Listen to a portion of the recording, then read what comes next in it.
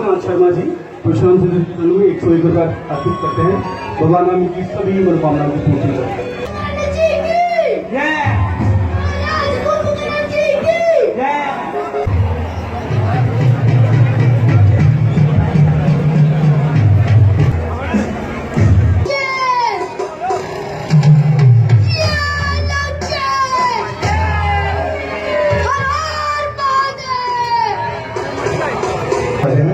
तो श्यामचंद्र जी के चरणों में 101 रुपया अर्पित करते हैं। तो श्यामचंद्र जी अपनी कृपा दृष्टि बनाए रखें।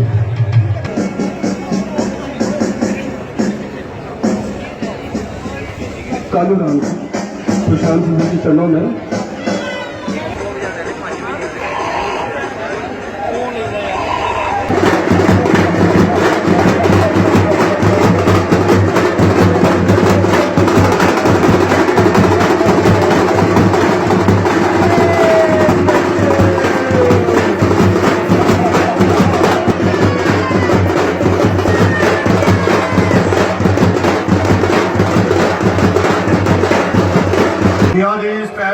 देवी जमनिरत देहार्द घटनात् अवैति त्वामदावद भरद मुग्धः जुवतयः।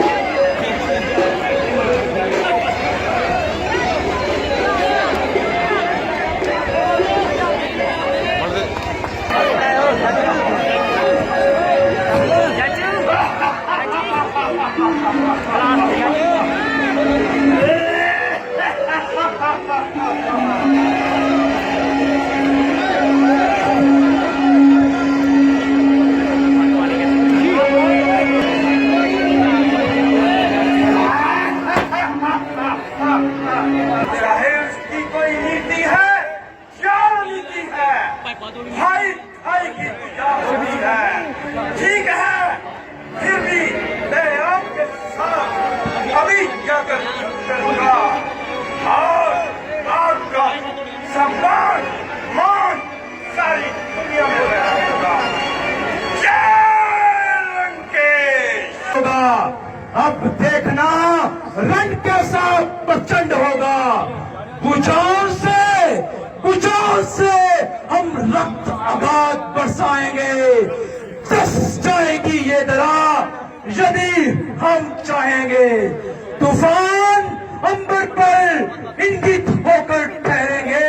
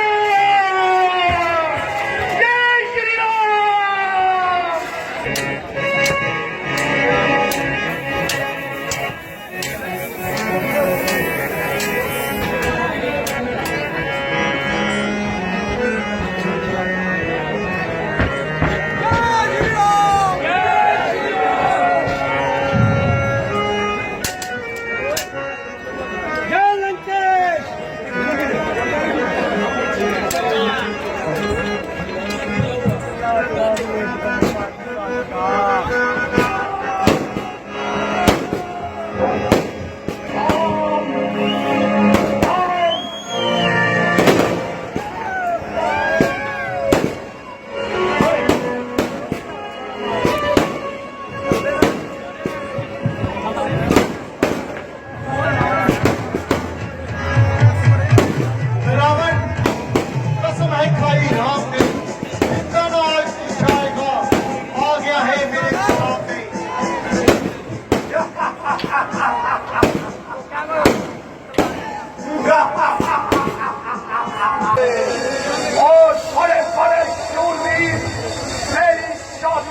कठोरता को जानते हैं। कुछ पल में देख लेगी दुनिया रावण का जाना। लूट सके तो लूट, हादसे में बच पाएगा जो हार जाएंगे। जय श्री राम, जय श्री राम, जय श्री राम। सभी बोलिए जय श्री राम, जय श्री राम, जय श्री राम, जय श्री राम, जय श्री राम। कि प्रभु श्री राम से प्यार मत लीजिए।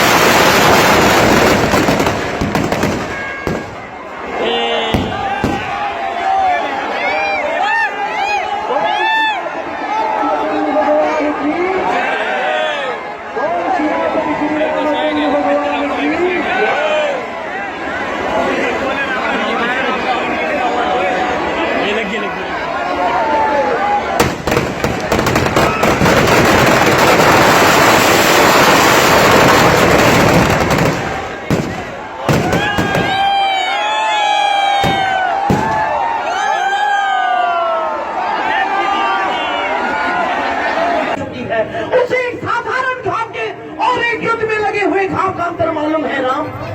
वाह, ये घाव तो है। बस बस राम, मुझे मेरी अवस्था में छोड़ दो। ये पश्चाताप के घाव हम भरेंगे नहीं। और करो भी कैसे? तुम्हारे वन चले जाने के बाद महाराज दशरथ, कुल ऋषि कौशल्या और मेरे प्रिय पुत्र भरत ने मुझे कुल नाशनी, अपनी दुराचारिणी, विश्वासघातनी जैसे शब्दों से सारी राज्य सभा के सामने अपमानित किया। राम सर्वप्रथम आपको अपना वास्तविक रूप दिखलाएगा। राम जय जय राम, राम जय राम, राम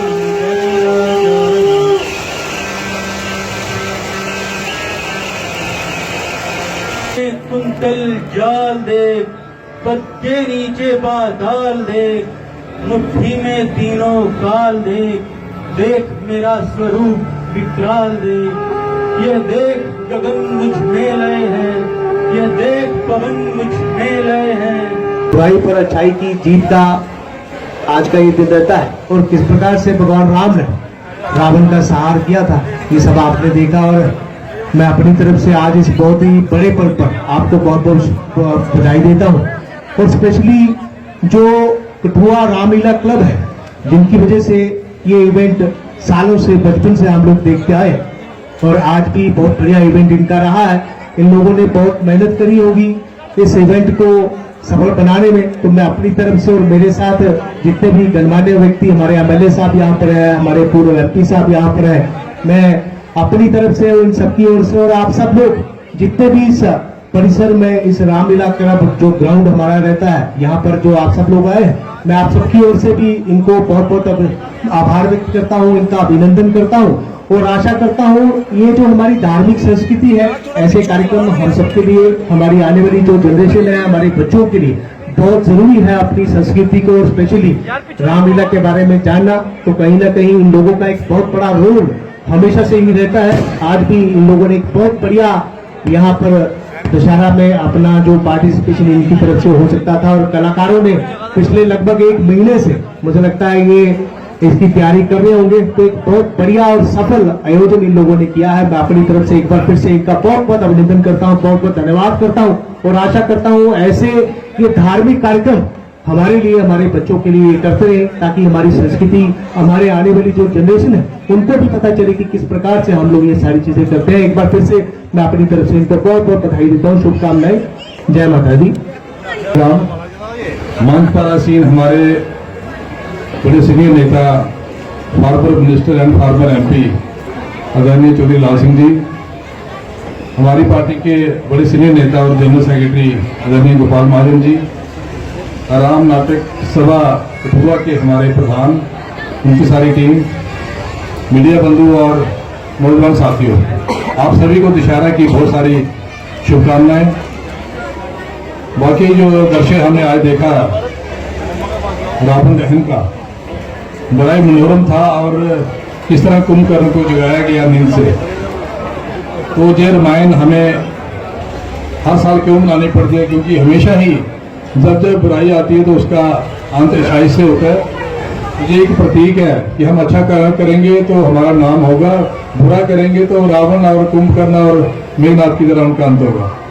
तो इस रामायण से हमें शिक्षा लेनी चाहिए। और मैं कहना चाहूँगा कि हमारी जो राम नाटक सभा कठुआ है काफ़ी पुरानी है, दशकों से ये हमारा बचपन से हम आते थे, यहाँ देखते थे और डे बाय डे इसमें इम्प्रूवमेंट हो रही है। इसके लिए इनको राम नाटक सभा कठुआ को बहुत बहुत शुभकामनाएं।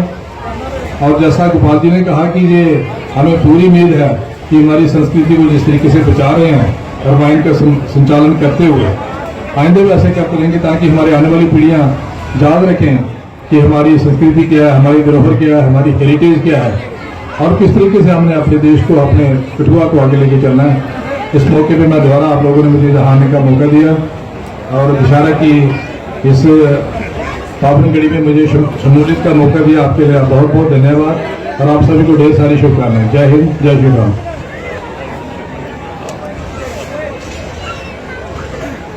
मेरे सबसे बड़े अजीज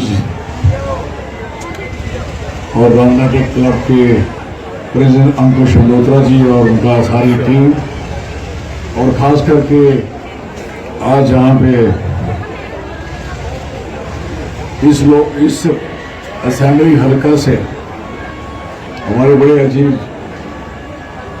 और बड़ा अच्छा हमेशा इन्होंने एज ए ऑफिसर काम किए हैं, भारत भूषण जी और बीजेपी के जनरल सेक्रेटरी गोपाल जी और जितने भी लोग यहाँ भी बचे हुए जो आखिरी समय तक जिन्होंने इसका मजा लिया है। ये बुनियादी तौर पे एक पाप और पुण्य की जंग थी और ये अत्याचारी रावण के खिलाफ। और मैं समझता हूं कि ऐसी पढ़ाई, ऐसे वेद, जैसे हमारा बच्चा बोल रहा था, ये कितना बढ़िया संस्कृति में अपने सारे बड़े अच्छे से प्रदर्शन कर रहे थे या बोल रहे थे, श्लोक वगैरह। इतनी करतूत की जरूरत क्या है भाई? दीजिए, इतनी बड़ी करतूत हो, इतनी बड़ी लंका हो, रिचेस्ट एरिया हो, दुनिया में उस जमाने में सबसे रिचेस्ट राजा बादशाह जिसे कहा जाता रावण थे, लेकिन बुद्धि इतनी भ्रष्ट थी कि उनकी पत्नी मंदोदरी जी ने बहुत बार कहा कि छोड़ दो, भेज दो उनको वापस। उनके भाई ने कहा, इवन के कुंभकर्ण जो उनके छोटे भाई थे उन्होंने भी उनको समझाया था कि ये आपने गलत जंग शुरू कर दी है। मेरा जैसे आप बताते हो जिस तरीके से, अभी आपके बताने का अपना स्टाइल है, लेकिन जो तरीकाकार है इस कुंभकर्ण साहब का, उन्होंने सीधा उनको रोका था कि ये आपने गलत पंगा ले लिया और गलत शख्सियत के साथ ले लिया, आप गलत कर रहे हो, अभी भी इसका कुछ हो सकता करें, समझाने की कोशिश की थी। भगवान राम कितने अच्छे भाई थे, क्या बात है। भगवान राम के भाई कितने अच्छे थे, ये चीज समझने वाली है। क्या हम ऐसे लोग हैं, हम जो भाई हैं ऐसे इस तरीके से रह रहे हैं? और ये सुनो कि ऐसी नाटक है, ऐसी सच्चाई है जो आज से 10,000 साल पुरानी परंपरा आज तक जिंदा। लेकिन आप बताइए, कोई ऐसा कोई 100 साल के बाद 500 साल हो गए, ये 1000 साल, कोई ऐसी कोई चीज बन पाई जिसके नाटक चले? कोई है ऐसी? इसलिए भगवान राम उनकी एक हर चीज में क्वालिटी, नो कॉम्प्रोमाइज, कोई चीज है नहीं है। बाली को जब उन्होंने मारा, मारने के बाद जब सुग्रीव को राज्य दिया तो सुग्रीव ने कहा आप मुझे राज्य देने आओगे मेरे उधर बादशाही में? उन्होंने कहा नो, मैंने कसम खाई है कि 14 साल जंगल में ही बिताने हैं, मैंने मार दिया, अब आप जाएं और वहां मेरी शुभकामना मेरी आपके साथ है। अपनी माँ चाहे सौतेली है, चाहे छोटी या बड़ी है, बराबर उसने नहीं, हालांकि उनको 14 वर्ष वहां से निकलवाया, लेकिन उन्हें आके फिर आके उन्होंने उनकी रिस्पेक्ट की, इज्जत की। कोई किसी को बढ़िया स्टेज होनी चाहिए, टॉप होनी चाहिए, स्टेज पे पाँव रखते कर जाए कि भगवान राम आ गए यहाँ, ऐसा लगे। ठीक है, धन्यवाद, जय हिंद।